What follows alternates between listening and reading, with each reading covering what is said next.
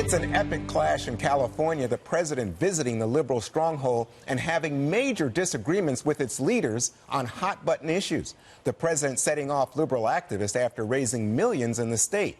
Protesters fought with Trump supporters outside one of the fundraisers in Beverly Hills. This comes after Hollywood celebrities threatened to out his donors.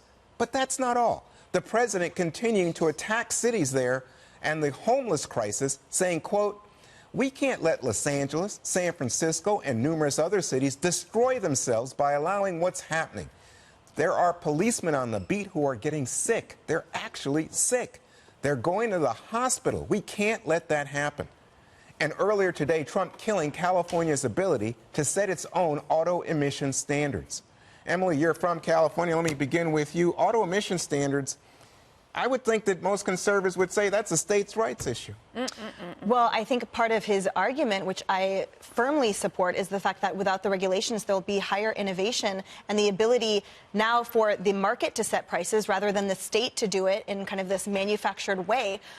If I can speak for a second, too, on his disagreements, quote unquote, with those liberal leaders, he's exactly right. And there was a letter that Governor Newsom sent to Trump on behalf of most of the mayors, and they essentially said, look, homelessness is a decades-old problem, and they asked for more handouts. They asked for 50,000 additional vouchers and to increase the value of the vouchers.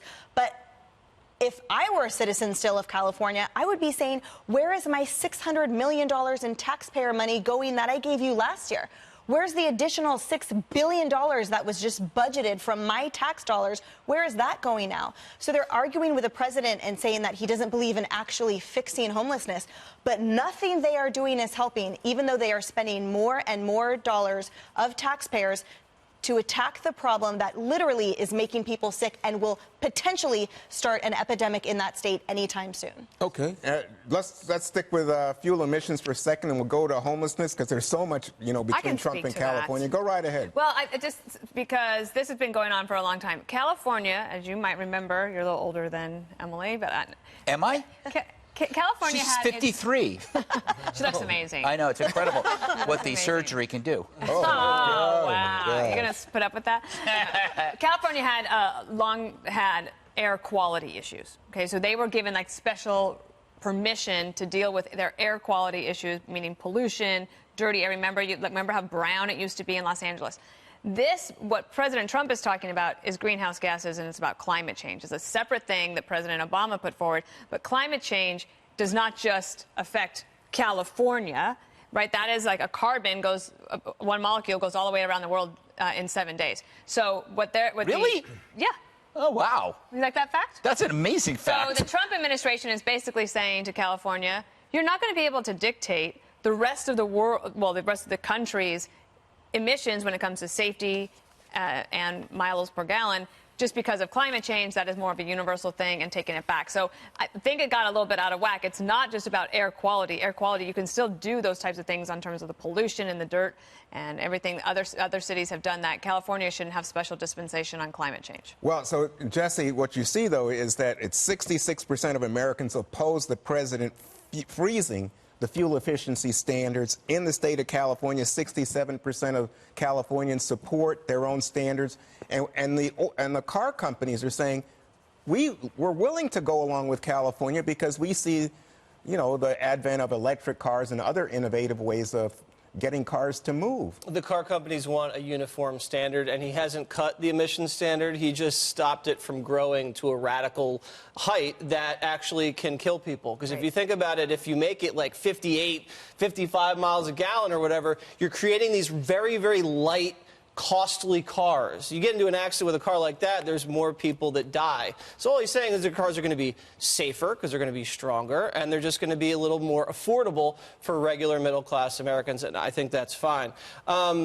In terms of the homelessness situation, California wants to be its own republic. They ignore federal immigration law, federal marriage law, federal drug laws. They always ignoring the federal law. Then all of a sudden they have a big homeless crisis, and they say, hey, feds, can we have some of your money to help fix this?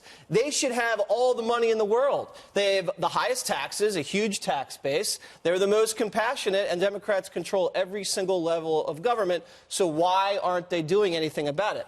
Scott Adams retweeted a very nice article the other day, and it says why California keeps making homelessness worse.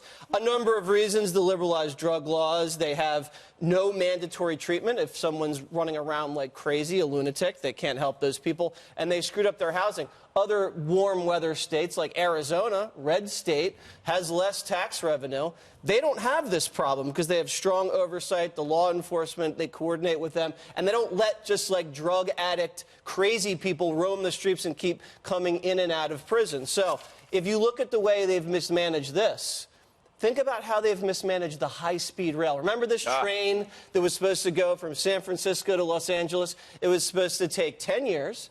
It was supposed to cost $33 billion, and you're going to do it under 3 hours. Now, they have a cost overrun of $44 billion, 13 years in addition to the 10 years it's going to take, and now it's going to take over 3 hours to get to and fro. The governor canceled. They barely managed to lay down any track either. So if they can't even do something like that, no wonder they can't fix the homeless problem.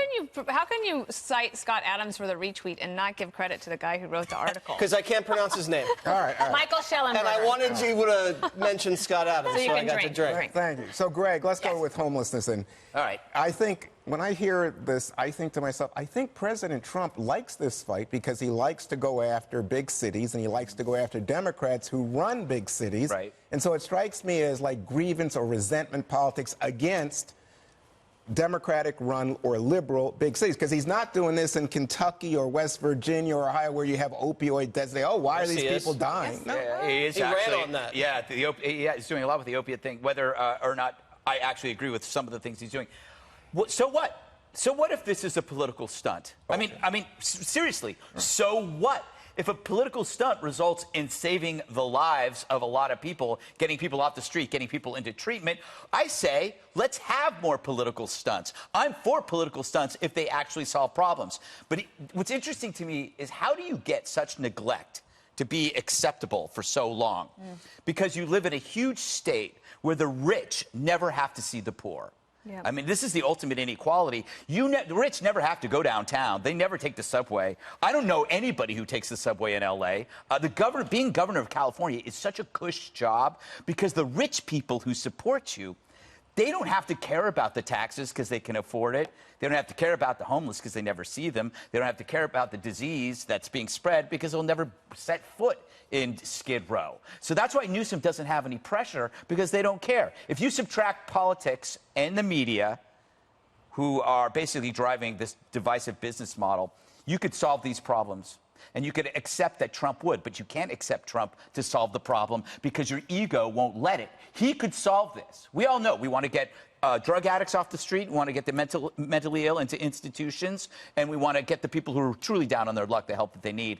But as long as Trump does it, the left can't let that happen. I think the only solution I've heard, though, is there's a federal office building that's vacant, and he's going to make that available. But, I mean, that's not speaking to the issues you just raised. No, But he had. Well, I was just saying, they haven't presented all that they would do. That was a possibility. That was something that was floated. But I think even if it's a political stunt, I think it's politically smart for Republicans to campaign in California, because you remember one of the things that the Democrats constantly say, and they're right, he lost the popular vote. But if he can increase his margins just a little bit, and California is a place where you do still have pockets of conservatives, you do have it's just such a big state. You're not going to win I'm not going to say that the Republican can win California in 2020, but can you increase the number of people that vote from you? So that's what this is about. I would. Can I make a quick And also, point? he's just raising a ton of money for his campaign. A ton of money. Quick point on that, because we did a whole homeless segment package for the 5 down in L.A. I did with Dr. Drew, and it's a multifaceted issue. What's so disturbing about Governor Newsom of California coming out and saying it's only about affordable housing is, first of all, he's ignoring his past. When he was mayor of San Francisco, care not cash did not work. Yeah. There is still a homeless problem there that is increasing by the year. And by continuing to focus on just one aspect of it, they're ignoring everything else that this president is at least touching on, regardless of the intent. But as a Californian, everyone should care exactly who's addressing it, who's not. Beto just stood in Skid Row and was screaming for federal dollars just 2 days ago or whatever, ignoring the fact that the state is addressing billions to it that isn't helping the problem. Before we end up homeless, we better have some ads.